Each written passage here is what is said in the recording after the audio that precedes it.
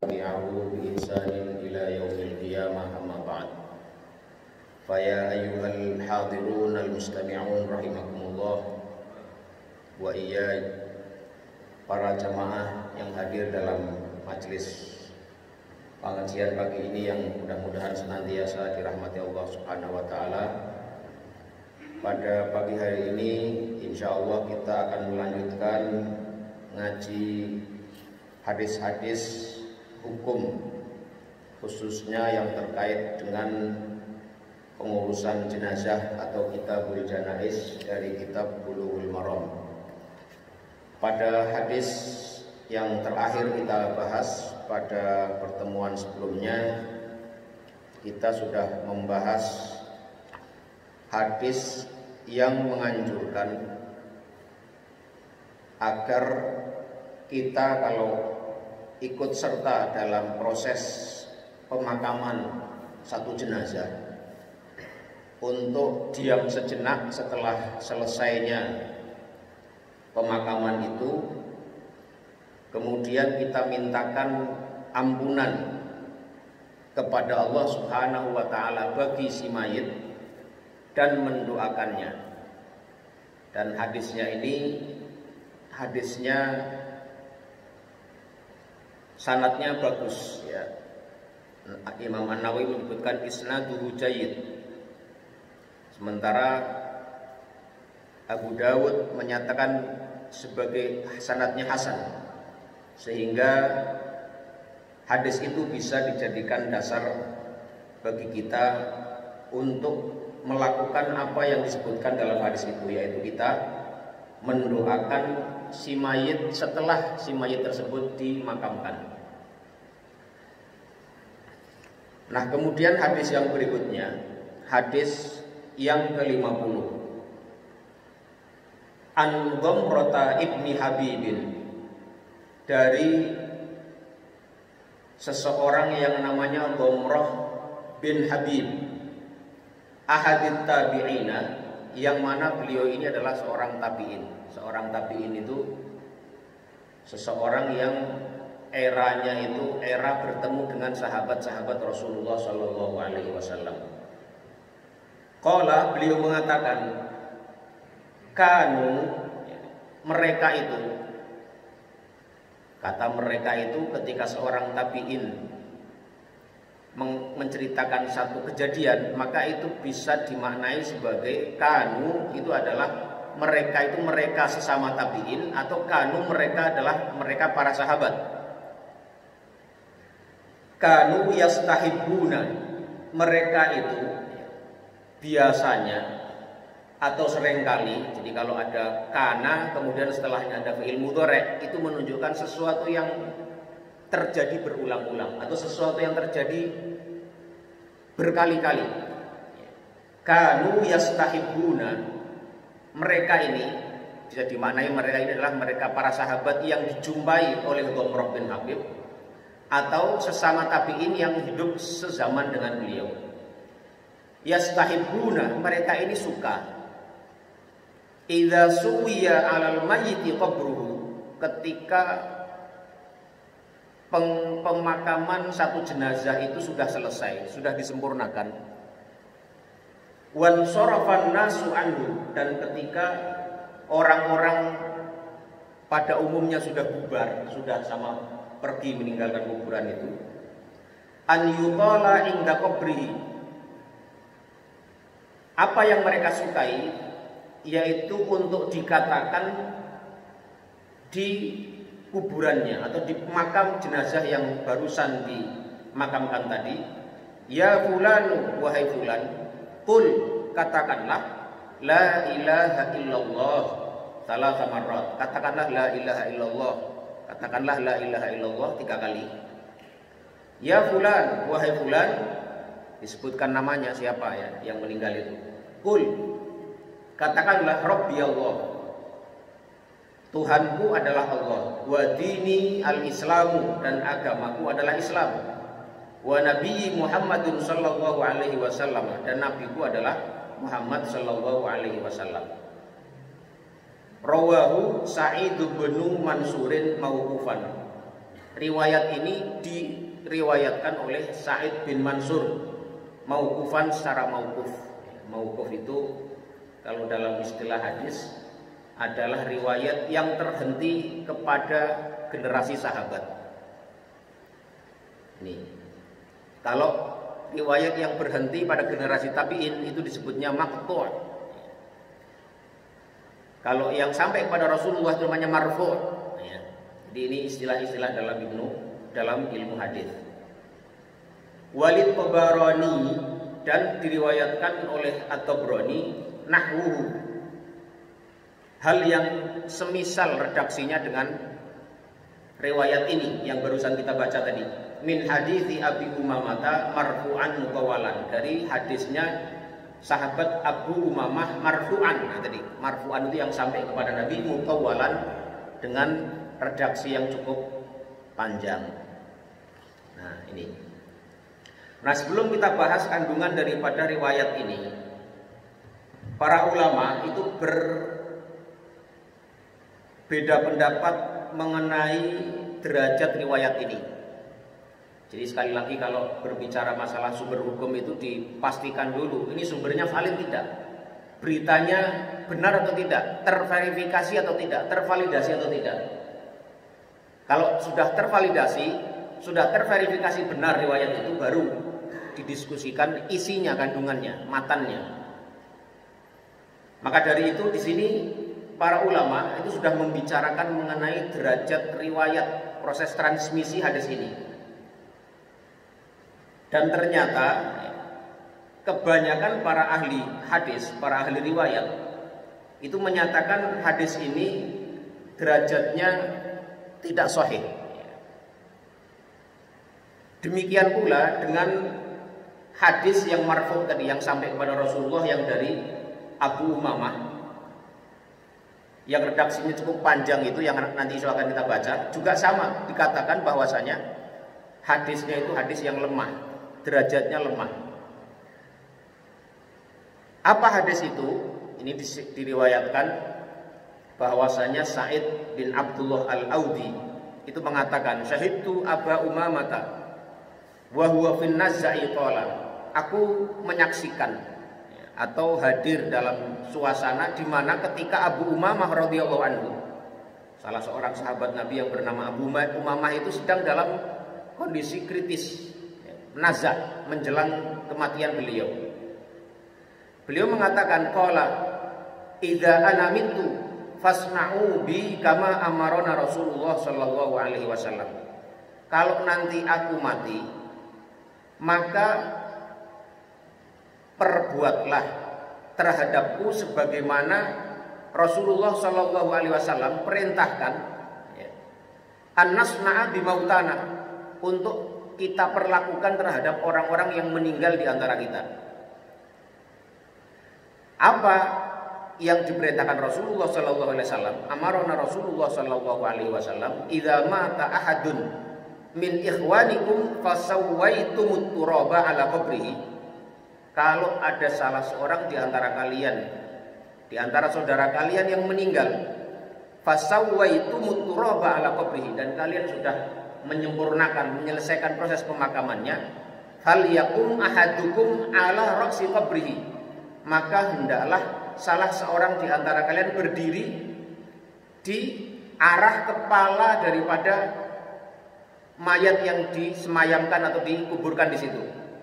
Tsumma liyaqul, kemudian orang ini mengatakan, ya fulana ibna fulana, wahai fulan bin fulana, dipanggil namanya, fa innahu yasma'uhu wa la yujibu, maka sesungguhnya orang yang ada di dalam kuburan itu, yang baru dimakamkan itu, dia itu sesungguhnya mendengar tapi tidak bisa menjawab. Tsumma yaqulu ya fulana ibni fulana, ya fulana ibna fulana, wahai fulan bin fulana, fa innahu yastawi qaidan, kemudian kalau dia mendengar panggilan yang kedua dia akan duduk. Fa innahu yasma'uhu wa la yujibu, ya. Tsumma yaqulu ya fulana ibna fulana, kemudian yang kedua dibilang lagi, wahai fulan bin fulana, fa innahu yaqulu, maka sesungguhnya si jenazah ini akan rohnya ya mengatakan arsyid rahimakallah ya. Berilah aku petunjuk, semoga Allah merahmatimu. Walakin la tash'urun, tetapi kalian tidak menyadari, tidak mendengar, tidak merasakan apa yang dia katakan itu. Falyaqul, maka katakanlah kepada jenazah ini, uzkur ma kharajta alaihi minad dunya. Ingatlah tentang apa yang kamu dengannya itu keluar dari dunia ini. Syahadatu alla ilaha illallah wa anna muhammadan abduhu wa rasuluh, yaitu bersaksi bahwasanya tidak ada Tuhan selain Allah dan bahwasanya Muhammad adalah hambanya dan rasulnya. Wa annaka radita billahi rabba, dan sesungguhnya engkau adalah orang yang ridho dengan Allah sebagai Rabbmu. Wa bil islami dina, dan dengan Islam sebagai agamamu. Wa bi Muhammadin nabiyya, dan Muhammad sebagai nabimu. Wa bil Qur'ani imama, dan Quran sebagai imammu. Fa inna munkaran wa nakiran ya'khudhu kulla wahidin minhuma biyadi sahibihi wa yaqul. Maka sesungguhnya kalau sudah diajarkan begitu, maka mungkar dan nakir itu akan saling berpegangan tangan antara satu dengan yang lainnya. Wa yaqulu intalik, udah mari kita pergi. Manaq'udu inda man qad luqina hujjatuhu. Mari kita meninggalkan orang ini karena sudah ditalkin tentang apa yang menjadi keyakinannya, menjadi hujjahnya di hadapan Allah Subhanahu wa taala. Fayakunullahu taala hajiduhu dunahuma. Maka Allah yang akan membela orang ini di hadapan dua malaikat tadi. Faqala rajulun ya Rasulullah fa illam yu'raf ummuhu, atau fa illam ya'rif ummahu, kalau orang yang mentalkin tadi tidak tahu siapa nama ibunya, qala yansubuhu atau yansibuhu ila Hawa alaihi salam, ya fulan ibna Hawa. Jadi kalau dia tidak tahu siapa nama ibunya, disebutkan dengan ya fulan ibnu Hawa.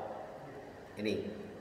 Tetapi masalahnya tadi sebagaimana kita sebutkan di muka, wa hadzal haditsu isnaduhu dhaifun. Tetapi sanad hadis ini itu juga dhaif.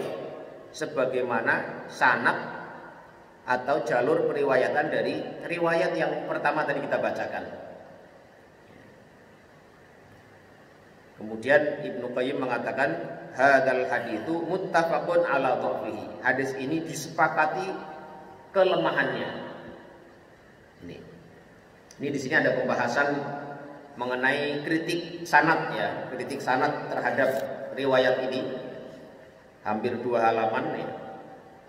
Tidak perlu kita bahas secara detail karena kalau kita bahas pun paling juga sukar dipahami ya. Nah, langsung saja kepada konten atau isi daripada 2 riwayat tadi. 2 riwayat tadi kalau kita abaikan ya, kualitas derajat daripada sanadnya, kualitas daripada proses transmisinya.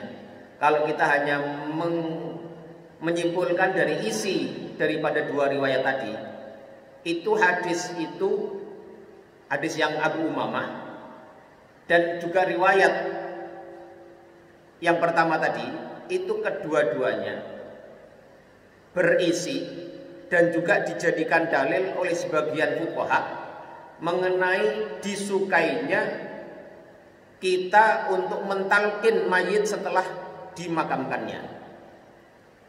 Jadi mentalkin mayit, mentalkin jenazah itu ada 2. Yang pertama mentalkin sebelum kematiannya, sebagaimana sudah kita bahas sebelumnya, kan ada hadisnya itu laqinu mautakum la ilaha illallah. Talkinlah orang-orang yang meninggal di antara kalian. Nah, kata mauta itu mayoritas ahli bahasa mengatakan mauta itu artinya orang yang menjelang mati, bukan orang yang sudah mati. Laqinu mautakum bila ilaha illallah. Bertalkinlah atau mentalkinlah oleh kalian orang-orang yang mau meninggal dengan kalimat la ilaha illallah. Kalau mentalkin yang ini, itu para ulama boleh dibilang terdapat kesepakatan. Dianjurkannya kita mentalkin orang-orang yang mau meninggal. Agar apa? Agar mereka terbantu untuk mudah mengingat kalimat tauhid la ilaha illallah. Ya, tapi kita sudah singgung juga cara mentalkinnya harus secara lembut ya, tidak boleh memaksa, tidak boleh dengan keras, tidak boleh mengganggu si orang yang dalam kondisi nazak atau menjelang kematiannya. Ya. Jadi ada tata caranya dalam mentalkin orang yang mau meninggal. Ya. Dibimbing dengan lembut, dengan halus. Ya. Tidak dengan diperintah, ya. Jangan katakan la ilaha illallah, tidak, tapi langsung aja bisikkan dengan lembut la ilaha illallah, la ilaha illallah, pelan gitu ya, agar orang yang sedang nazak itu terbantu untuk ingat dalam hati dan lisannya untuk mengucapkan hal yang sama. Kalau yang itu para ulama hampir semuanya sepakat, tidak ada perbedaan bahwasanya hal yang seperti itu dianjurkan mentalkin orang yang mau meninggal. Nah, persoalannya yang kedua adalah mentalkin jenazah yang sudah dimakamkan. Ya, tadi sudah kita bacakan dasar argumentasi yang menjadi sandaran mereka yang berpandangan bahwa itu dianjurkan. Ini ya, makanya di sini disebutkan istadalla bil hadithi ba'dul fuqaha'i. Sebagian fuqaha, sebagian ahli fikih, sebagian ulama itu mengambil dasar, mengambil dalil dengan hadis tadi, riwayat tadi, alastihbabi talqinil mayyiti ba'da dafnihi, atas disukainya, disunahkannya, dianjurkannya mentalkin mayit setelah dimakamkannya. Li'annahu wa in kana dha'ifan, karena sesungguhnya meskipun hadis tadi dhaif, hadis tadi lemah, fa innahu yu'khadhu bihi fi fadhailil a'mal, tetapi itu bisa dipakai dalam bab fadhail al-a'mal, bab yang tidak terkait dengan hukum halal haram. Ini argumentasi para fuqaha, para ulama yang menganjurkan kita untuk mentalkin sebagaimana dilaksanakan oleh sebagian masyarakat di antara kita. Jadi ada dalilnya, tetapi dalilnya lemah, hadisnya lemah, riwayat dari salah seorang tabi'i tadi juga lemah. Nah, karena itulah wa dhahaba jam'un minal muhaqqiqina ila anna talqina la yajuzu bal huwa minal bidah. Tetapi sebagian ulama yang lain itu mengatakan bahwa talqin itu tidak dianjurkan. Bahkan tidak boleh dilaksanakan dan menganggapnya sebagai bagian dari bid'ah yang terlarang. Ini ya. Jadi demikianlah ya, kita melihat itu bagaimana para ulama ya, ada dua riwayat yang sama-sama diketahui, tapi sebagian mengatakan karena itu lemah dan tidak bisa dijadikan dalil, maka mereka menganggap amalan yang dikandung dalam hadis itu, dalam riwayat itu tidak bisa dilakukan. Dan justru melaksanakan kegiatan itu dianggap sebagai bid'ah. Dan ini tidak masalah ya. Dan masalah pembid'ahan satu amalan itu sudah ada dari dulu ya. Dan perdebatan itu ada. Nah, kepentingan kita di sini adalah kita masing-masing mencoba mempelajari basis argumentasi kedua belah pihak, kemudian memang bahwa kita mau pilih yang mana. Karena kita mempertanggungjawabkan amalan kita sendiri di hadapan Allah Subhanahu wa taala. Kalau kita meyakini itu bagian dari agama yang dianjurkan, ya monggo silakan dikerjakan. Bagi yang meyakininya itu tidak berdasarkan argumentasi yang kuat, menyatakan itu bid'ah, menyatakan tidak boleh dilakukan, ya sudah, silahkan jangan dilaksanakan. Ini penting untuk kita ketahui agar kita bisa paham duduk persoalan daripada masalah ini ya, masalah mentalkin jenazah, mentalkin mayit yang baru dimakamkan. Mereka mengatakan ya, pihak kedua tadi yang mengatakan bahwa ini tidak ada dasarnya, itu mengatakan li'anna Rasulullah sallallahu alaihi wasallam lam yaf'alhu wala fa'alahu khulafa'uhu min ba'di. Tidak ada satupun riwayat yang menyatakan Rasulullah mentalkin sebagaimana riwayat Abu Umamah tadi. Meskipun Abu Umamah menyatakan bahwasanya demikianlah Rasulullah memerintahkan kita memperlakukan terhadap jenazah yang kita kuburkan, tapi tidak ada riwayat lain yang menyebutkan Rasulullah melakukan itu. Wala fa'alahu khulafa'uhu min ba'di, dan tidak ada riwayat yang menyebutkan bahwasanya khalifah-khalifah beliau yang 4 itu juga melakukan hal yang sama. Fa innahu law kana tsabitan lasara as-sahabatu radhiyallahu anhum ilal amala bi. Kalau memang ya, riwayat yang dikandung dalam dua riwayat tadi itu benar, sabit, terbukti berasal dari Rasulullah, dipastikan para sahabat akan mengamalkannya. Tapi buktinya tidak ada riwayat yang sahih yang menyatakan demikian. Ini argumentasi mereka yang mengatakan bahwasanya tidak dianjurkannya mentalkin jenazah yang sudah dikuburkan. Ini apa namanya, dua sisi kontroversi yang perlu kita ketahui tentang hukumnya orang mentalkin jenazah. Dan kemudian perdebatan itu juga sebenarnya dikembalikan juga kepada perdebatan mengenai apakah orang yang sudah meninggal itu bisa mendengar sesuatu yang terjadi di dunia ini, atau hanya bisa mendengar sesuatu yang terjadi di alam gaib mereka, di alam barzakh mereka. Ini kalau kita baca apa namanya diskusinya itu ya, polemik para ulama itu sangat panjang sekali perdebatan mengenai masalah ini. Apakah jenazah si mayit itu bisa mendengar perkataan atau ucapan orang yang masih hidup atau tidak? Itu perdebatannya panjang, tetapi kalau mau disimpulkan itu ada 3 pendapat kesimpulannya itu ya. Yang pertama mengatakan orang-orang yang sudah meninggal, orang-orang yang sudah mati itu bisa mendengar secara mutlak. Jadi mereka mendengar apa yang dikatakan, apa yang diucapkan oleh orang-orang yang masih hidup. Termasuk tadi ketika ditalkin itu bisa mendengar. Dan itu bisa membantu mereka untuk tadi menghadapi fitnah kubur tadi, ujian di alam kubur tadi. Pendapat yang kedua mengatakan orang yang meninggal itu pada dasarnya tidak bisa mendengar lagi ya, apa yang terjadi atau apa yang diucapkan oleh orang-orang yang masih hidup, kecuali dalam keadaan tertentu yang disebutkan dalam hadis yang sahih. Jadi pada dasarnya mereka tidak bisa mendengar kecuali ada bukti hadis sahih yang mengecualikannya. Itu. Jadi mentalkin itu menurut pendapat yang kedua itu tidak ada manfaatnya, karena orang yang mati itu tidak akan mendengar talkinnya. Jadi percuma saja. Selain dasarnya lemah, mereka berargumentasi mereka tidak bisa mendengar.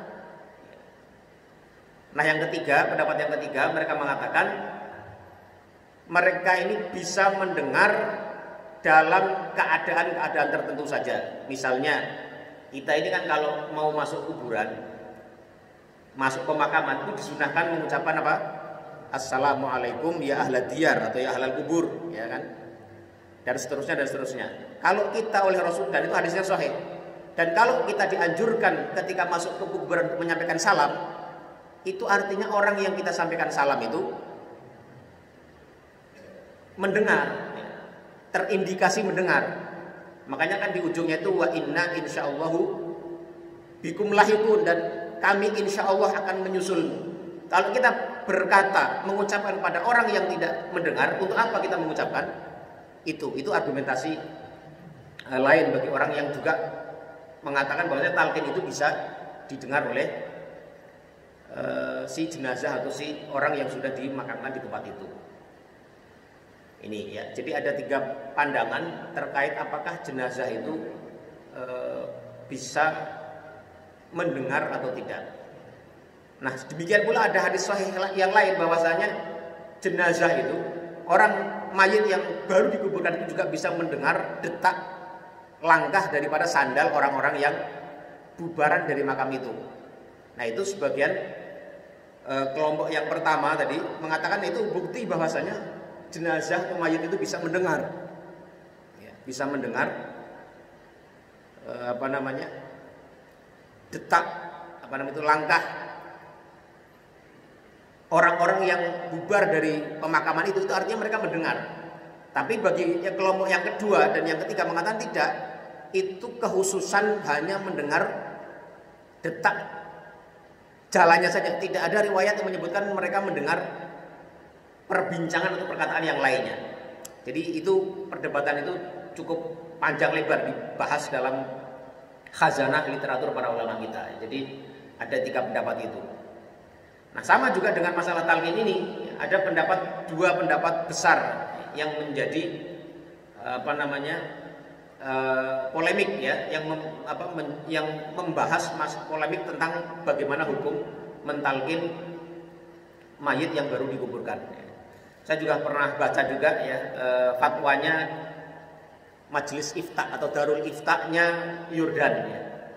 Kalau kita baca fatwa, salah satu fatwa dari majelis fatwanya Yordania ini kebanyakan muftinya dan kebanyakan masyarakatnya itu bermadzhab Syafi'i. Mereka ketika ditanya masalah ini, masalah mengenai hukumnya mentalkin jenazah yang dikuburkan, itu mereka menjawabnya ya kurang lebih hampir sama dengan pembahasan ini. Mereka menyebutkan hadis-hadis tadi, hadis masalah hadis yang menyebutkan mengenai jenazah itu atau mayit itu mendengarkan derap langkahnya orang-orang yang sedang meninggalkan pemakaman mereka.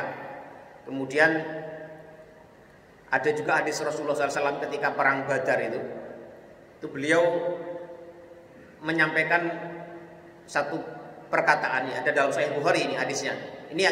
Hadis ini menjadi salah satu hadis yang cukup kuat menjadi dasar orang yang membolehkan talqin. Bahwasanya Rasulullah SAW itu mengatakan kepada mayat-mayatnya orang kafir yang sudah terbunuh pada perang Badar, yang maknanya kurang lebih, wahai para musyrikin, wahai para orang-orang kafir, kalian saat ini sudah mengetahui apa yang selama ini kalian ingkari. Saya sudah membuktikan apa yang selama ini kalian ingkari.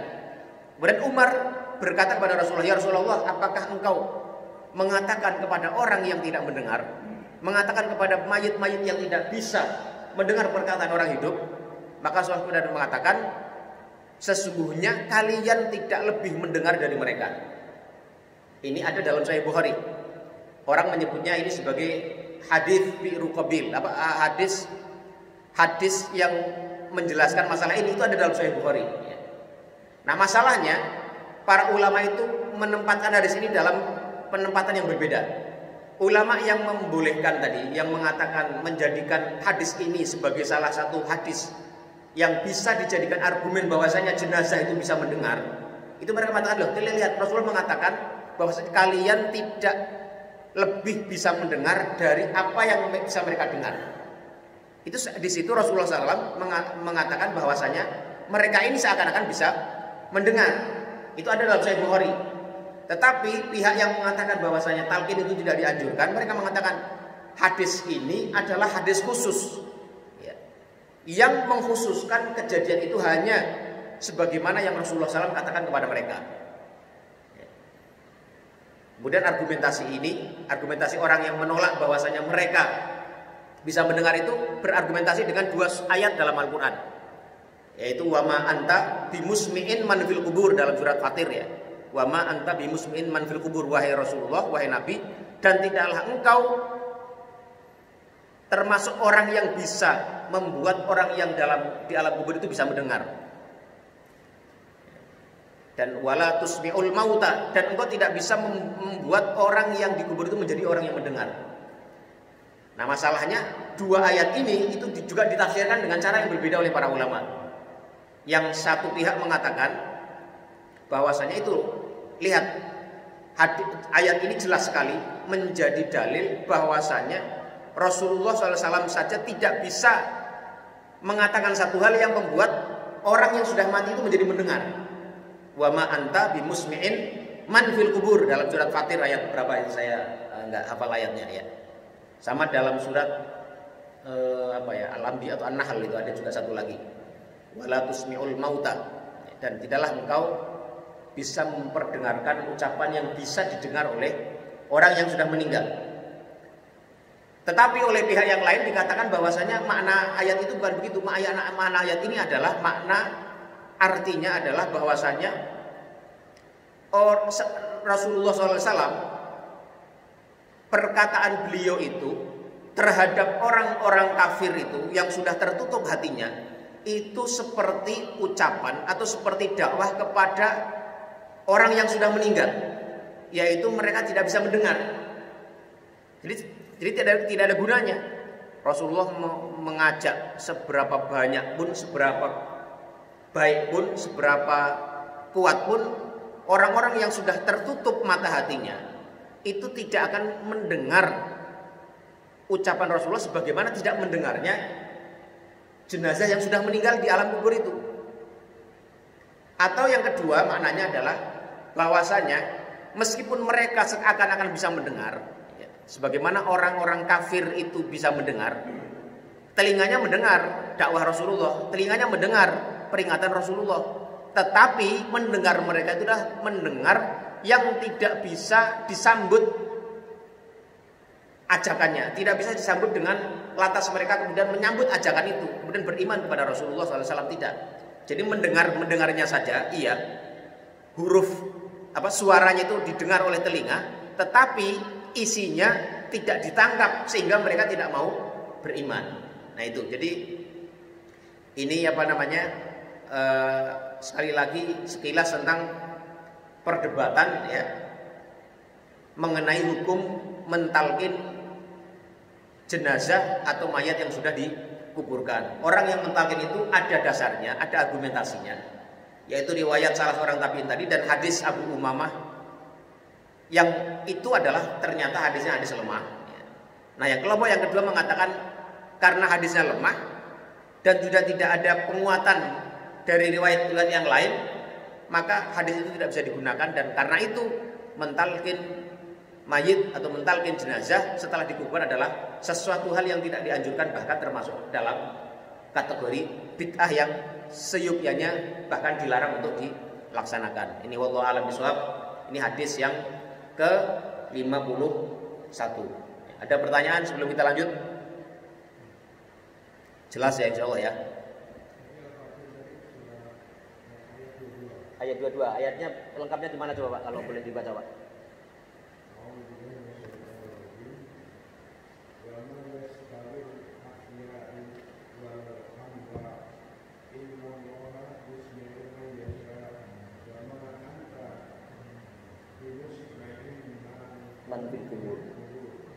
Innallaha tadi apa tadi pertama?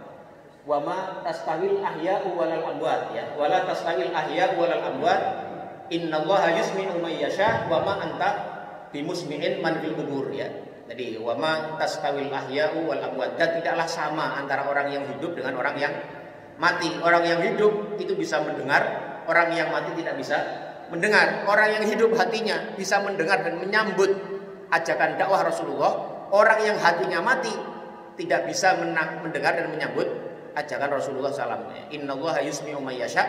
Sesungguhnya Allah bisa membuat siapapun yang Allah kehendaki untuk bisa mendengarkan seruan dakwah Rasulullah SAW. Wa ma anta bimusmi'in man fil kubur, dan tidaklah engkau wahai Nabi bisa atau mampu untuk membuat mendengar orang yang sudah dikubur. Jadi itu ya ayat yang juga dijadikan salah satu dalil atau bahan argumentasi bagi kelompok yang berseberangan tadi dalam hal tentang apakah mayit atau jenazah itu bisa mendengar atau tidak. Itu ya. Ini.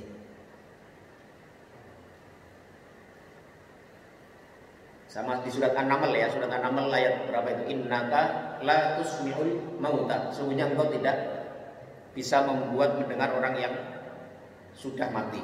Ini. Ya. Ar-Rum 52. Boleh dibacakan enggak itu Pak ayatnya Pak?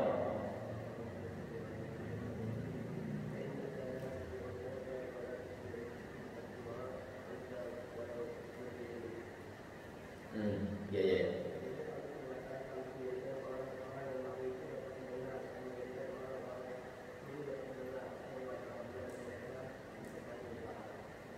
Ya, innaka apa tadi? Innaka la tusmi'ul mauta ya. Itu saya nggak hafal ayatnya itu ya. Oke, itu sebagai tambahan juga bagian dari ayat yang juga menjadi dalil atau argumen bagi orang-orang yang memperdebatkan masalah tadi, apakah jenazah itu bisa mendengar atau tidak, dan kemudian juga dijadikan sebagai dalil dalam menempatkan tadi ya hukum apakah kita seyogyanya mentalkin jenazah yang baru dikubur atau tidak. Wallahu a'lam bishawab. Ada yang lain, Pak? Ya.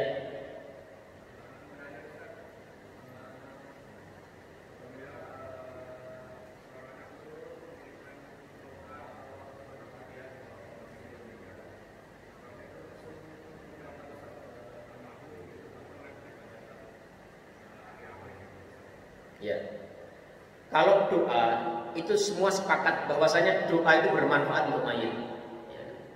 Itu banyak sekali dalilnya ya, argumentasinya kuat sekali bahwasanya kita dianjurkan untuk mendoakan orang-orang yang sudah meninggal. Itu banyak sekali, misalnya ayat itu walladzina ja'u min ba'dihim yaquluna rabbana ighfir lana wa li ikhwanina alladzina sabaquna bil iman. Itu menjadi dasar bahwasanya kita sangat dianjurkan untuk mendoakan orang-orang yang sudah meninggal. Rabbana ighfir lana wa li ikhwanina alladzina sabaquna bil iman. Itu kemudian banyak sekali hadis-hadis yang menunjukkan itu juga. Termasuk hadis yang kita bacakan beberapa waktu lalu ya, hadis tentang sholat jenazah, kita mendoakan mayit.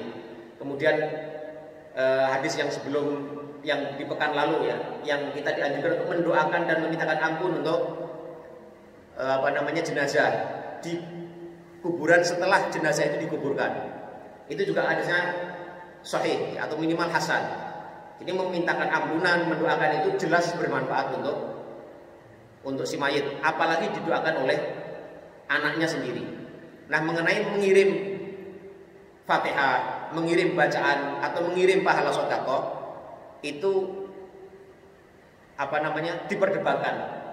Tapi yang kuat kalau kiriman itu adalah kiriman sedekah itu nyampe.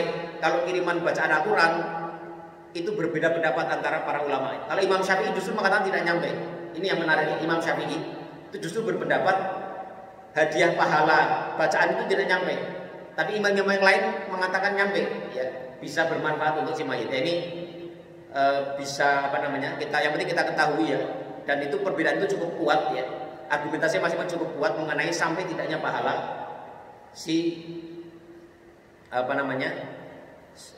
orang yang hidup kepada orang yang meninggal. Nah, apakah manfaatnya itu bisa dirasakan saat ini misalnya di alam barzah atau hanya nanti di akhirat? Ya tentu kalau benar-benar nyampe ya bermanfaat di kedua-duanya. Sama dengan amal baik kita. Amal baik kita kalau amal baik kita banyak, ya itu akan bermanfaat membantu kita menghadapi alam barzah, alam kubur ya. Dan juga bermanfaat nanti di hari kiamat. Jadi manfaatnya kepada dua alam tadi, alam barzah maupun alam akhirat nanti. Wallahu a'lam bishawab. Jelas saya? Ya. Ya.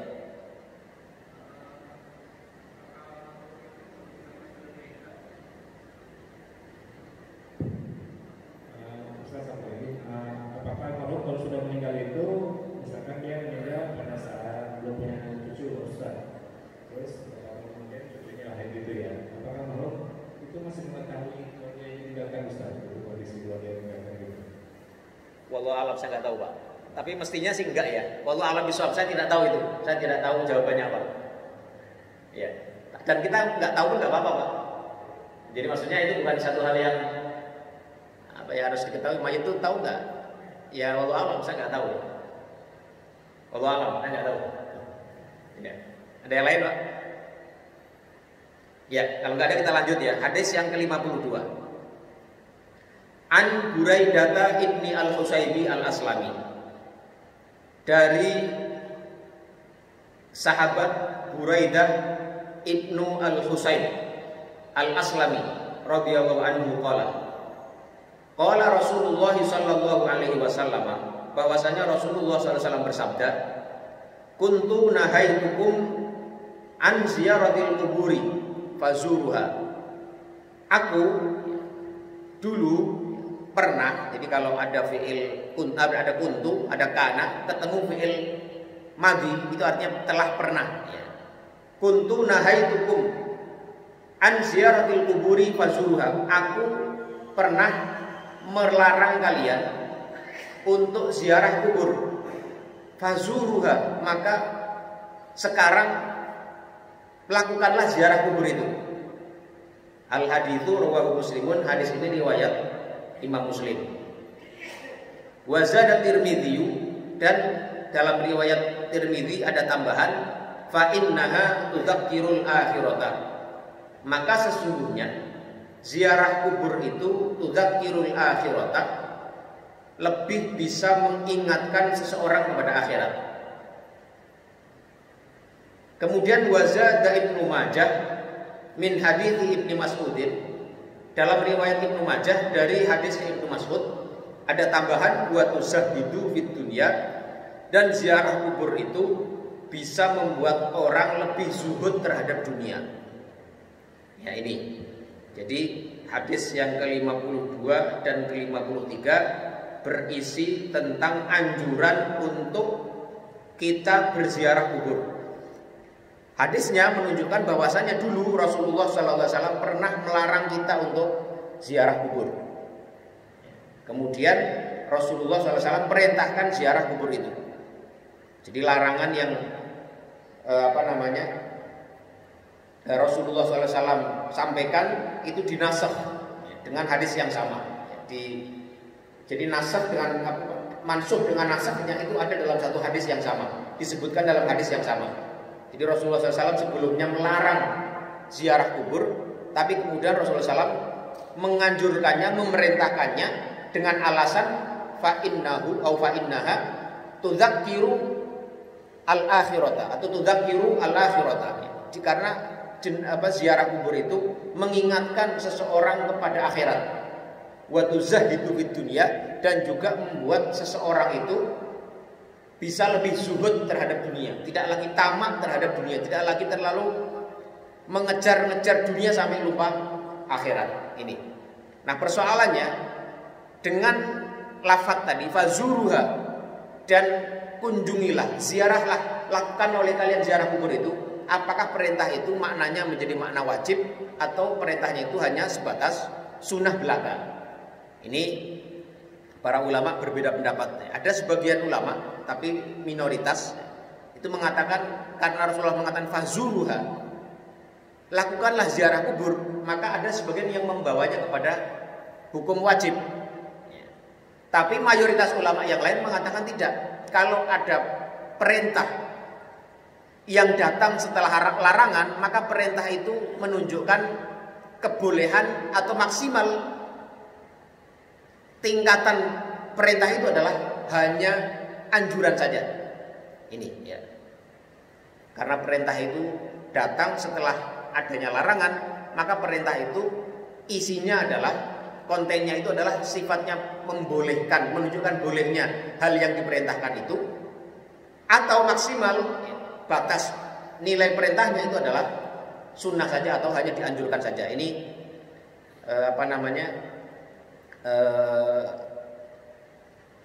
hukum yang bisa diambil daripada hadis yang ke-52 dan ke-53 ini.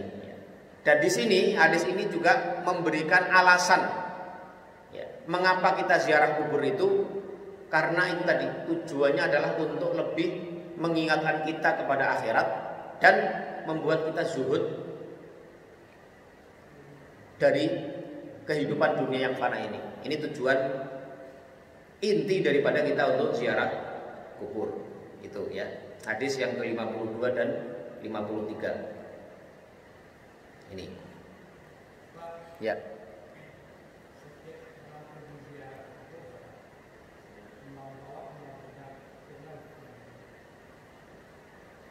Sebenarnya tidak ada anjuran ya, saya tidak pernah mendapati adanya anjuran khusus orang ziarah kubur itu membawa bunga atau apa. Itu bagian dari tradisi kalau menurut saya. Jadi tradisi yang tidak ada kaitannya dengan ibadah. Ya kalau ditanya boleh tidaknya, kalau saya mengatakan itu ya boleh-boleh saja. Sama dengan orang misalnya kalau ziarah kubur harus memakai baju hitam misalnya, itu kan tradisi saja. Nggak ada hukum yang menentukan itu hukumnya seperti apa. Ya. Membawa bunga, membawa itu tidak ada larangannya pula. Ya. Saya juga tidak pernah mendapati ada larangan misalnya tidak boleh membawa bunga ketika ziarah, juga tidak ada. Beda dengan misalnya membangun kijing, itu kan ada larangannya, aslinya ada larangannya. Atau membangun bangunan di atas kuburan ada larangannya, meskipun kita sudah jelaskan bagaimana para ulama memahami hadis itu ya. Tapi kalau membawa bunga itu setahu saya tidak ada larangan maupun tidak ada anjuran ya. Maka dari itu ya dilaksanakan boleh, tidak juga nggak apa-apa. Ya. Itu wallahu a'lam bishawab. Ya. Yang lain ada? Kenapa? Silakan kalau ada yang mau ditanyakan, tanyakan aja, nggak usah malu-malu ya. Kita sama-sama belajar di sini ya. Mungkin sebagian kalau saya tahu saya jawab, kalau enggak ya enggak saya jawab. Ya. Kenapa?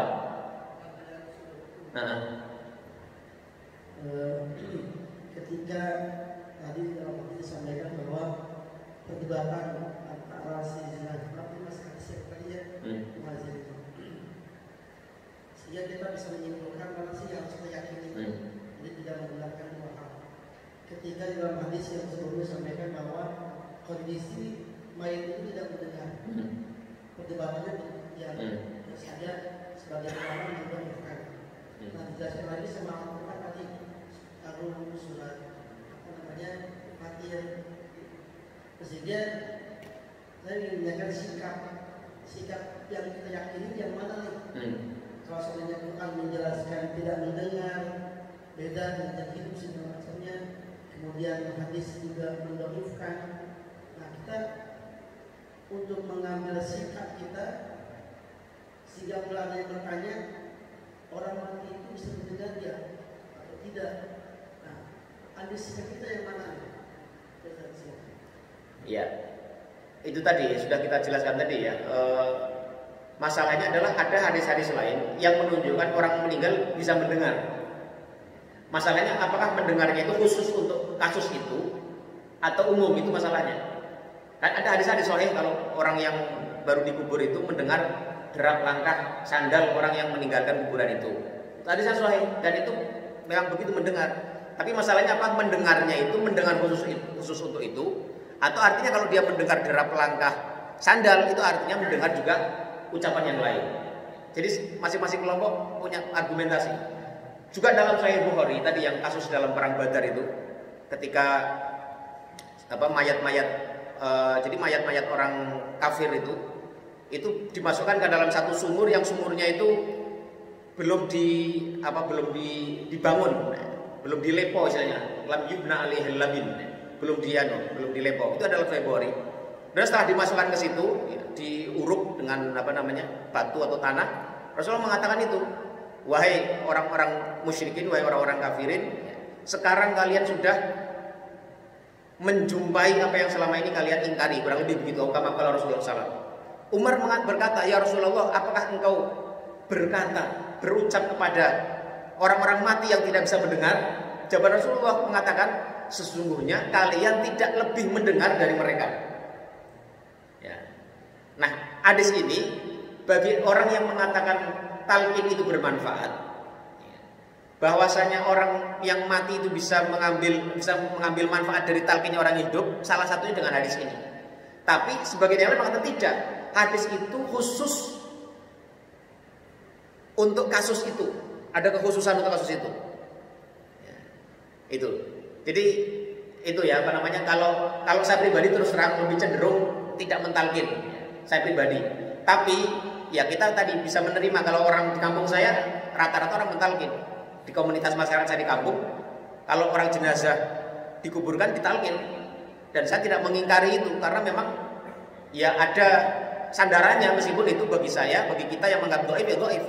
Tapi kalau saya pribadi suruh memilih, saya memilih untuk tidak mentalkin, karena itu tadi dalam bab agama kita, kalau saya cenderung hati-hati ya, kalau tidak terbukti, tervalidasi, terverifikasi, argumentasinya benar-benar kuat, ya sebaiknya ditinggalkan.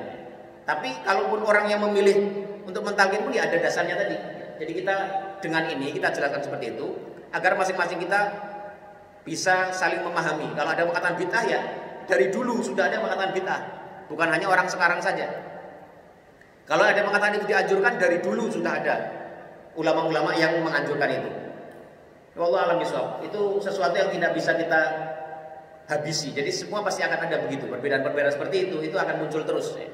Yang penting kita paham dan mengambil sikap sesuai ilmu yang kita dapat. Kita terus mencari ilmu, kita terus menambah wawasan keilmuan kita. Kemudian dengan wawasan keilmuan kita menjadi dasar kita untuk memilih apa yang kita yakini. Kalau kita memilih pendapat, keyakinan kita sesuai dengan ilmu yang kita ketahui dan dengan sungguh-sungguh untuk mencari kebenaran, insya Allah kita akan diberi pahala oleh Allah Subhanahu Wa Taala. Termasuk bab tadi kita bisa kiaskan dengan itu tadi, orang yang beristihad, ijtihadnya benar maka dia dapat pahala 2. Kalau ijtihadnya salah, falahu ajrun wahid, dapat pahala 1. Ijtihad itu artinya bersungguh-sungguh. Ya. Bagi ulama yang bersungguh dengan mencari ilmu, meneliti dalil-dalilnya, bukan karena hawa nafsu. Jadi kita memilih satu pandangan, memilih satu pandangan hukum itu bukan karena hawa nafsu, karena ini sesuai dengan masyarakat, atau karena ini hanya masalah malu tidak malu, tapi benar-benar karena keyakinan kita sesuai dengan batas keilmuan yang bisa kita dapatkan. Allah a'lam bishawab. Ini ya. Ya.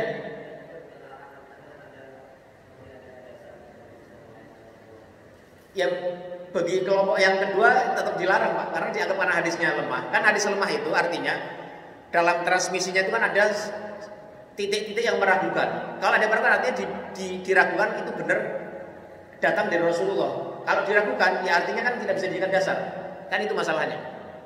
Jadi kelompok kedua tadi mengatakan bid'ah bahkan, dan itu dari dulu sudah banyak ulama mengatakan ini bid'ah, keras sekali. Dan itu harus diingkari. Tapi sebagian lain tidak. Ya jadi begitulah yang nggak bisa kita nafikan ya perbedaan itu ya. Itu terjadi di masyarakat kita, dan silakan aja mau memilih yang mana. Kayak contoh misalnya azan ketika memakamkan, dan itu jelaskan juga. Kalau azan itu tidak ada dalilnya, tidak ada satupun riwayat dari Nabi, dari sahabat ada azan saat memakamkan jenazah. Yang pernah saya lihat, saya baca, itu ada dalam bab fikih itu, mereka hanya berargumen dengan satu argumen, yaitu mengkiaskan. Ini lebih lemah lagi dalilnya, mengkiaskan kalau orang baru lahir itu diadzani, maka sebaiknya orang yang baru meninggal itu juga diadzani juga. Nah, itu argumentasi seperti itu. Tapi tidak ada satupun riwayat dari sahabat, ya, dari tabi'in itu ada azan ketika makamkan. Tapi dengan itu kita paham argumentasinya apa sih? Kita memilih mau mengadani atau tidak. Ya, kalau saya cenderung tidak mengadani karena memang tidak ada. Tapi bagi orang yang mengadani itu argumentasi seperti itu, mengkiaskan dengan tadi. Itu argumentasi yang menurut saya paling kuat, tetapi sebenarnya tidak kuat-kuat juga karena mengkiaskan satu hal yang sebenarnya berbeda ya. Dan bahkan sebenarnya mengadani orang bayi yang baru lahir itu hadisnya sebenarnya lemah juga sebenarnya, tapi memang tadi kembali kepada kaidah dalam ilmu hadis itu, kalau hadisnya lemah dan tidak terlalu lemah, ya lemahnya tidak terlalu sampai batas yang masuk ke dalam maudhu atau hadis palsu, bisa diamalkan untuk fadhail amal ya. Bab yang sifatnya fadilah, keutamaan amalan tertentu, bukan bab haram halal haram. Ya seperti tadi mengadzani toh juga kan baik juga, memperdengarkan kepada bayi yang baru lahir adzan. Nah kalau yang itu saya melakukannya. Jadi kalau anak saya lahir saya adzani. Ya. Karena apa? Karena ya baik saja dia baru lahir keluar dunia. Dia mendengar yang pertama adalah kalimat tauhid ya, kalimat adzan itu semua kalimat tauhid dan ajakan kebaikan. Yaitu pilihan-pilihan yang kita bisa ambil sesuai dengan batas ilmu yang kita miliki masing-masing. Wallahu a'lam bishawab. Itu ya. Ini suruh jam berapa? Masih lama ya? Hah? Silakan Pak.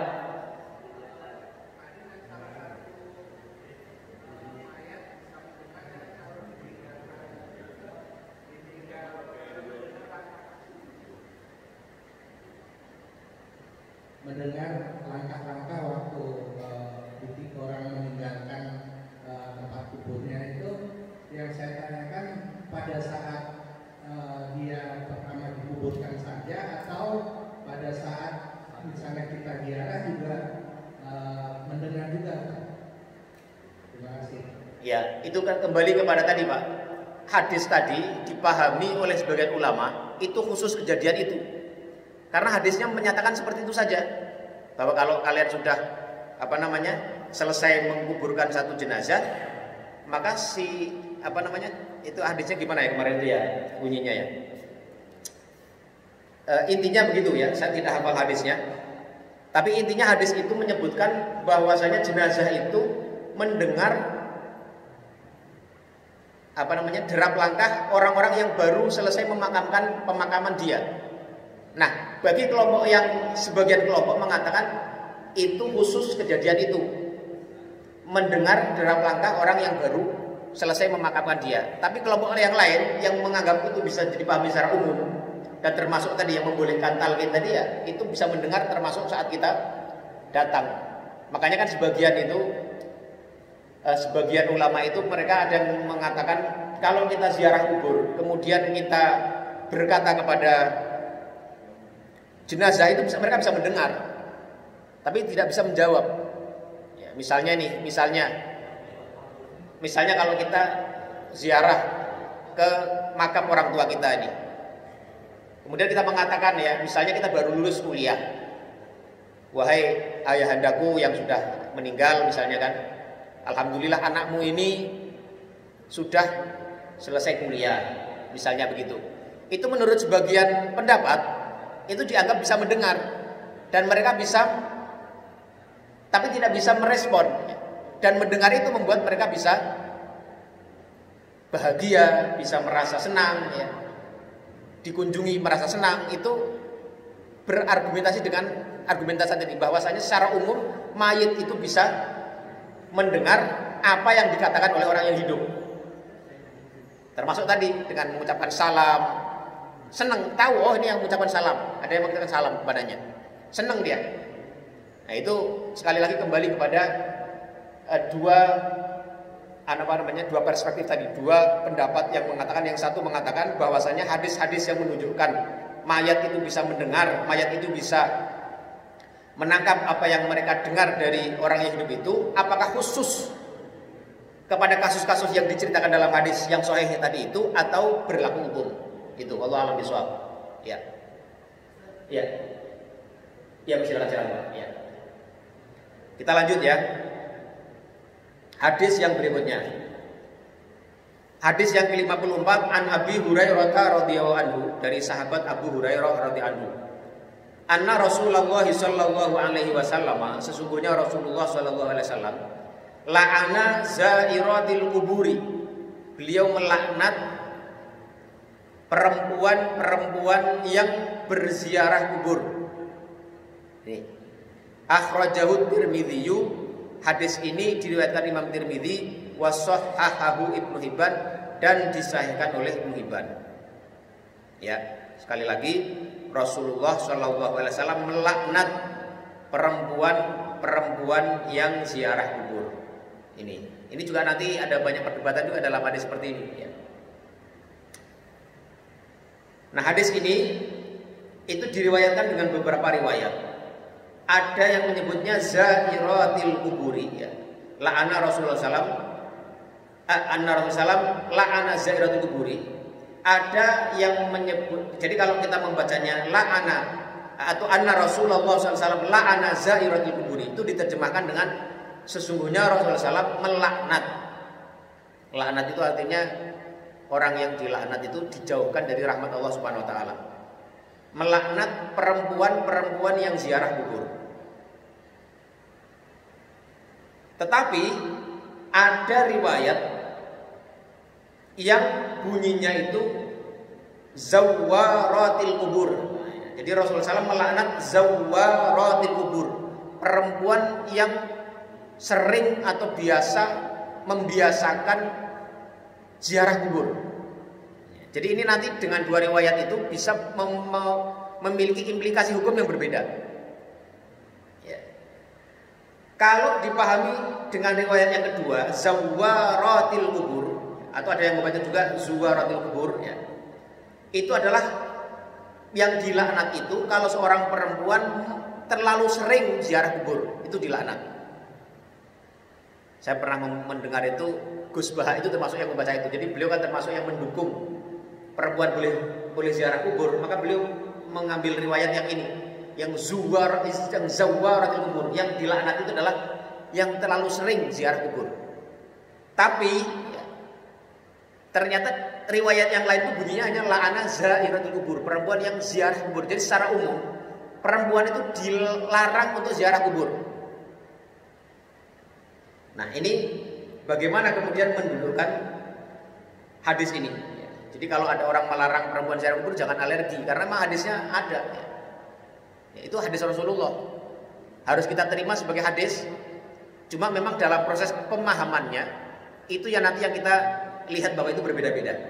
Ya. Ini.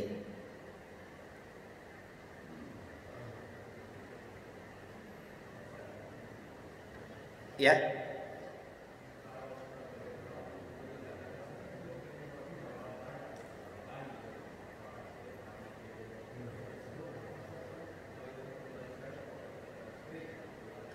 Ya, itu tidak ada. Itulah justru nanti yang menjadi pertanyaan juga bagi mereka yang membawa riwayat itu, maksudnya adalah al-iksar, ini di sini disebutkan ya. Wa amma bil fathi, kalau riwayatnya itu berbunyi zawaratil kubur ya. Fahiya imma sighah mubalaghah, itu bisa berarti sighah mubalaghah superlatif ya, atau al-iksar minaz ziyarah, memperbanyak ziarah. Nah, masalahnya tadi ukuran banyak tidaknya itu tidak bisa ditentukan secara pasti. Apakah dianggap banyak itu kalau sebulan sekali, atau seminggu sekali, atau tiap hari, atau apa? Ini juga relatif. Karena itu membawa hadis ini kepada banyak ziarah itu sedikit problematik ya. Karena ukuran banyak juga tidak bisa ditentukan secara jelas. Ini.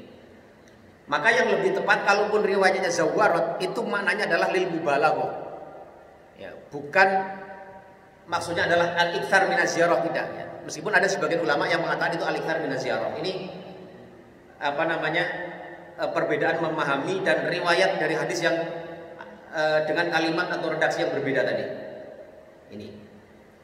Tapi juga bisa dimaknai waqad yu'malu tad'ifu ala kathratil fa'ilina wa ta'addudihim, la ala kathratil fi'li. Tetapi kata zawaratil kubur meskipun itu bisa berarti jamak, tapi maksudnya adalah untuk tad'if ala kathratil fa'ilin. Menyebutkan yang banyak itu adalah banyaknya orang yang melakukannya. La ala kathratil fi'li, bukan karena banyaknya perbuatannya. Jadi hadis tadi untuk mengungkapkan, kalau menggunakan pemahaman ini adalah bahwasanya ziarah kubur oleh kaum perempuan itu akan banyak dilakukan oleh umatnya Rasulullah. Karena itu Rasulullah memberikan peringatan bahwasanya Rasulullah melaknat orang-orang perempuan yang ziarah kubur. Ini perspektif atau cara pandang terhadap hadis ini. Ya. Jadi tadi kalau pertanyaan Pak Nasburi ukurannya banyak apa ya, itu tadi relatif, sukar menentukannya ya. Ini. Nah, karena itu ya hadis ini oleh sebagian ulama itu menjadi dasar diharamkannya ziarah kubur bagi kaum perempuan. Dan bahkan haramnya itu termasuk kabair, dosa besar. Mengapa? Karena Rasulullah melaknat. Ini bagi sebagian ulama ya. Sebagian dalam mazhab Maliki, mazhab Syafi'i dan Hanafi berpendapat seperti itu, bahwasanya perempuan itu dilarang ziarah kubur. Nah, ada pendapat yang kedua yang mengatakan bahwasanya ziarah kubur bagi kaum perempuan itu makruh saja, tidak haram. Kok bisa ada pendapat seperti itu? Kan Rasulullah melarang. Ternyata ada hadis yang lainnya yang dijadikan dasar oleh kelompok yang kedua tadi. Ya, makanya ini sekali lagi fikih itu begitu ya. Apa argumentasi mereka? Ya. Argumentasinya adalah hadis yang diriwayatkan dalam Sahih Bukhari. bahwasanya ini dari sahabat Anas radhiyallahu anhu, suatu ketika Rasulullah Shallallahu alaihi wasallam itu lewat di satu kuburan, ya. Marran Nabiyyu sallallahu alaihi wasallam bimra'atin tabki inda qabrin, melihat atau berpapasan dengan seorang perempuan yang sedang menangis di atas kuburan. Faqala, maka Rasul mengatakan, ittaqillaha wasbiri, takutlah engkau kepada Allah dan bersabarlah. Ini ada dalam Sahih Bukhari dan Muslim. Bagi kelompok yang mengatakan boleh bagi kaum perempuan untuk ziarah kubur, itu mengatakan toh itu lihat, hadis ini tidak menyebutkan Nabi melarang perempuan itu ziarah kubur, tapi Nabi hanya mengatakan ittaqillaha wasbiri, bersabar, bertakwalah engkau kepada Allah dan bersabarlah. Tetapi bagi kelompok pertama yang mengatakan ziarah kubur bagi kaum perempuan itu haram, mereka mengatakan, tuh lihat, Rasulullah itu mengatakan ittaqillah, itu artinya Rasulullah menegur. Dia berada di situ. Bisa dipahami nggak ya Pak ya? Jadi satu hadis yang sama itu dipahami dengan cara yang berbeda oleh para ulama. Ya, ini argumentasi kelompok yang kedua, tapi hadis yang pertama. Kemudian ada lagi hadis yang berikutnya, ya, yang menjadi argumen bagi orang yang membolehkan perempuan ziarah kubur. Hadis ini diriwayatkan oleh Imam Muslim min hadits Aisyah radhiyallahu anha, dari hadisnya Aisyah radhiyallahu anha. Beliau itu suatu ketika bertanya kepada Rasulullah, ya Rasulullah, ya, kaifa aqulu lahum ya Rasulullah. Jadi Aisyah itu dalam hadis itu disebutkan beliau mau ziarah kubur, kemudian bertanya kepada Rasulullah, kaifa aqulu lahum, bagaimana aku mengucapkan sesuatu ketika aku ziarah kubur itu ya Rasulullah. Maka Rasulullah mengatakan, qala, Rasulullah bersabda, quli, katakanlah olehmu wahai Aisyah, assalamu ala ahli diyar, semoga salam kedamaian untuk orang-orang yang menghuni kuburan itu, minal mu'minina wal muslimin, dari orang-orang mukmin dan orang muslim, wa yarhamullahu al mutaqaddimina minna wal mutaakhirin, dan semoga Allah merahmati orang-orang yang mendahului kita dan mutaakhirin, orang-orang yang nanti akan juga menyusul mereka. Wa inna insyaallah bikum lahikun, dan kami insyaallah akan menyusul kalian semua wahai ahli kubur. Nah, di sini bagi orang yang membolehkan kaum perempuan itu tidak dilarang untuk ziarah kubur, maka tentu ketika Aisyah bertanya kepada Rasulullah, bagaimana kami nanti kalau datang ke kuburan mengucapkan satu hal, Rasulullah justru mengajarkan satu doa, satu salam, tidak kemudian mengatakan, wahai Aisyah, jangan kamu lakukan ziarah kubur. Ini. Nah, bagi orang yang menganggap atau yang berpendapat bahwasanya ziarah kubur itu dilarang, itu mereka mengatakan bahwasanya kemungkinan hadis Aisyah ini adalah ini di sini mereka mengatakan ya bahwasanya Rasulullah SAW ya, terkait dengan hadis itu falaisa fi al-fadhihi ma yadullu ala tasrih bi ziarah. Hadis itu ternyata begini ya, hadis itu lafadznya adalah tidak secara tegas menunjukkan bahwasanya Aisyah itu bermaksud berziarah. Bal innahu mahmulun ala ma idza stazat fi tariqiha bi maqbaratin. Tetapi hadis itu bisa dipahami bahwasanya kalau seorang perempuan itu lewat tidak secara menyengaja ke kuburan, maka itu yang diucapkan doa itu. Itu argumentasi orang yang melarang. Ini jadi kalau ada seorang perempuan lewat satu kuburan, dan memang hadisnya begitu ternyata, bukan maksudnya adalah bukan Aisyah ziarah kubur, tapi kalau menjumpai atau lewat ke satu kuburan, ya, maka mengatakan itu adalah mahmul ala ma idza stazat fi tariqiha bi maqbarah. Dia maksudnya mau jalan ke satu tempat, misalnya nih mau ke atas lewat Tambarehe, gitu kan? Kan kita lewat makam tuh mau ke sana. Nah, itu nggak apa-apa, ucapan doa tetap. Meskipun kita tidak bermaksud berziarah, karena kita masuk ke jalan kecil itu kan ada jalan kecil tuh, bisa motor masuk situ kan, kita ucapkan salam di situ. Assalamualaikum ya ahli diyar, ya ahli kubur gitu. Nah, ini argumentasi kelompok yang melarang. Wa yuhtamalu annahu kana qabla nahyi an ziyaratin nisa. Dan mereka juga mengatakan itu kemungkinan juga hadis itu kejadian itu terjadi sebelum adanya larangan untuk ziarah kubur bagi kaum perempuan.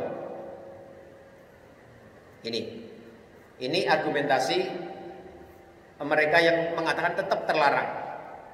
Nah, tetapi mayoritas para ulama mereka mengatakan hukum ziarah ke pekuburan bagi kaum perempuan itu adalah makruh saja. Ya, mengapa? Karena larangannya jelas tadi, la'ana. Ya, Rasulullah SAW ziyaratil kubur, larangannya tegas.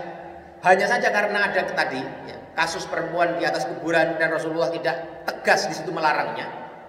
Maka mereka mengatakan hadis ini dibawa kepada larangan yang sifatnya makruh saja. Ya, makruh bagi seorang perempuan, tidak disukai seorang perempuan untuk ziarah kubur. Wa hadza huwa mansusul Imam Ahmad. Dan ini adalah pendapatnya Imam Ahmad. Wa bihi qala aktsarus Syafi'iyah, dan kebanyakan para ulama dari mazhab Syafi'i itu berpendapat seperti ini.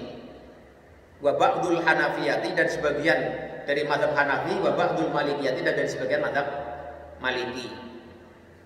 Kemudian mereka juga berargumen dengan argumen yang lain, yaitu yang sudah pernah kita bacakan ya, bahwasanya Ummu Atiyah radhiyallahu anha itu pernah mengatakan, nuhina an itiba'il janaizi walam yu'zam alaina. Kami dilarang untuk ikut serta mengiringi jenazah, tetapi tidak dikeraskan larangan itu. Ya, kan kita pernah dalam bab mengantarkan jenazah ke kuburan itu kan ada hadisnya kita bacakan itu ya, bahwasanya nuhina, kami dilarang oleh Rasulullah an ittiba'il janaizi, untuk mengantarkan jenazah sampai ke kuburan, tetapi walam yu'zam alaina, tetapi tidak dikeraskan larangan itu. Dan kalimat walam yu'zam alaina, dan tidak dikeraskan larangan itu kepada kami, itu menunjukkan bahwasanya larangan itu tidak bersifat haram, hanya sebatas makruh saja. Karena itu kalau kita baca beberapa syarah hadis yang lain itu mereka mengatakan kaum perempuan kalau mau ziarah kubur diberi syarat-syarat. Yang pertama misalnya tata cara berpakaiannya yang baik ya, menutup aurat dan lain sebagainya. Yang kedua, seyogyanya didampingi oleh mahramnya. Ya, karena kaum perempuan itu yang pertama sebabnya kan mengapa dilarang itu, sebagian menjelaskan karena mereka berpotensi fitnah ya. Fitnah baik dalam dalam diri mereka maupun fitnah yang disebabkan oleh mengingat orang yang mati itu. Bisa saja mereka di kuburan itu lantas tidak bisa mengontrol emosinya, bisa melakukan perbuatan yang tidak layak bagi mereka di kuburan, entah itu nangis keras-keras, teriak keras-keras, atau melakukan hal-hal yang dikhawatirkan tidak layak mereka lakukan. Karena itu sekali lagi mayoritas ulama ya berpendapat bahwasanya berziarah ke kuburan itu makruh. Jadi kalau sendiri ya sebaiknya jangan ya, sebaiknya didampingi dengan mahram. Kalau saya pribadi, misalnya saya berziarah kepada orang tua saya ngajak istri dan anak saya nggak masalah ya, karena saya temani dia. Dan saya meyakini tidak akan terjadi apapun. Jadi saya mengamalkan, termasuk orang yang mengamalkan ziarah kubur untuk perempuan tetapi bersama-sama gitu ya. Saya misalnya kalau pulang kampung saya ziarah ke makam orang tua saya, ya saya ajak istri dan anak-anak saya. Ya. Jadi ini pendapat para ulama terkait hadis mengenai larangan kaum perempuan untuk ziarah kubur. Ya. Ada pertanyaan? Ya.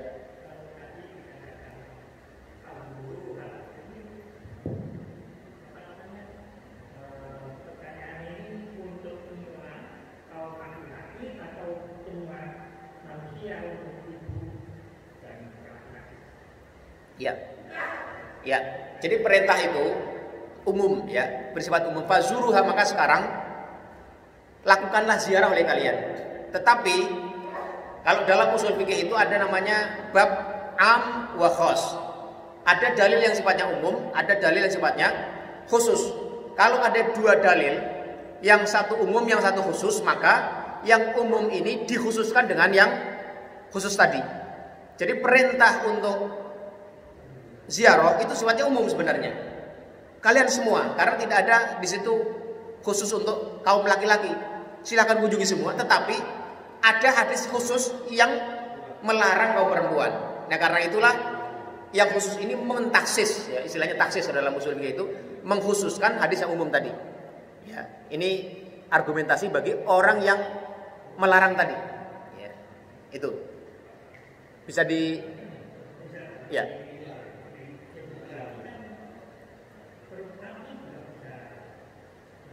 Ya, kalau tidak ada, seandainya tidak ada hadis Rasulullah melaknati perempuan untuk ziarah kubur, itu semuanya aslinya umum, berlaku untuk semuanya.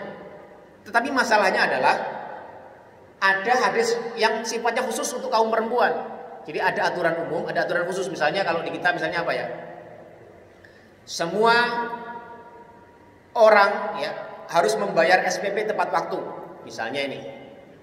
Nanti ada pengecualian bagi misalnya anak-anak yatim boleh tidak membayar, atau apa misalnya gini, anak-anak yatim boleh diangsur misalnya gitu kan. Nah, itu namanya aturan ini umum sebenarnya, aturan semua orang harus membayar SPP pada maksimal tanggal 5 setiap bulan umpamanya kan. Tapi nanti ada aturan khusus anak yatim boleh diangsur misalnya. Nah, itu artinya yang umum ini dikhususkan oleh aturan khusus untuk anak yatim tadi. Ya, itu. Jadi begitu ya. Jadi yang kaum perempuan ada aturan khususnya, yang ini aturan umumnya gitu. Itu. Makanya karena ada hadis yang umum dan hadis khusus tadi, para ulama kemudian tadi ya ada yang melarang sampai mengatakan sama sekali haram, bahkan termasuk dosa besar, ada yang mengatakannya itu hanya makruh saja, ya. Ada yang mengatakan hanya bahkan itu boleh selama tidak muncul fitnah, tidak muncul hal-hal yang ditakutkan, dikhawatirkan terjadi yang tidak diinginkan dari kaum perempuan yang ziarah kubur itu. Wallahu a'lam bishawab. Jadi kedua pendapat itu silahkan ya, mau diambil yang mana. Kalau saya pribadi lebih cenderung kepada kaum perempuan silahkan ziarah kubur selama itu tadi ditemani oleh mahramnya atau suaminya ya, sehingga dia dipastikan aman dari fitnah yang mungkin terjadi kepadanya. Wallahu a'lam bishawab. Yang lain, Pak? Sudah ya? Kita cukupkan sekian saja. Kemarin itu Ustaz Nurdin ngasih tahu ya bahwa hasil hasil rapat itu nantinya diharapkan katanya ada pengajian Bulughul Maram yang dari kehidupan kita sehari-hari, yang bab thaharah, bab salat. Tapi padahal dulu kan sudah pernah diajarkan ya oleh Ustaz Amsori ya. Saya nggak tahu apakah ini jamaah bisa setuju ya semuanya ya. Mungkin kalau kita nantinya habis maghrib itu, kalau selama ini tafsir secara penuh 4 pekan atau 5 pekan itu tafsir terus, nanti diselingi dengan Bulughul Maram ya. Tapi ya nanti kita lihat lagi ya baiknya gimana. Tapi itu sudah menjadi keputusan pengurus di KM yang rapat kemarin, itu amaratnya begitu. Jadi mungkin nanti di satu malam di malam-malam pada maghrib itu salah satu malamnya kita gunakan untuk ngaji Bulughul Maram dari bab yang awal-awal ya, apakah dari thaharah atau langsung ke bab sholat atau bagaimana nanti kita lihat, insya Allah begitu ya. Ini saja, kalau tidak ada lagi pertanyaan atau tanggapan atau pernyataan ya, ingin menyampaikan pandangannya, kita cukupkan sekian saja ya. Mudah-mudahan ada manfaatnya bagi kita semuanya, menambah kualitas ya amal ibadah kita di hadapan Allah Subhanahu wa taala. Yang benar semua dari Allah Subhanahu wa taala, dan yang salah itu adalah karena keterbatasan dan kebodohan saya sendiri. Aqulu qauli hadza wa astaghfirullah li wa lakum wa lisairil muslimina wal muslimat. Wa sallallahu ala nabiyyina Muhammadin wa ala alihi wa sahbihi wa sallama tasliman katsira. Subhanakallahumma wa bihamdika asyhadu an la ilaha illa anta astaghfiruka wa atubu ilaik. Wassalamualaikum warahmatullahi wabarakatuh.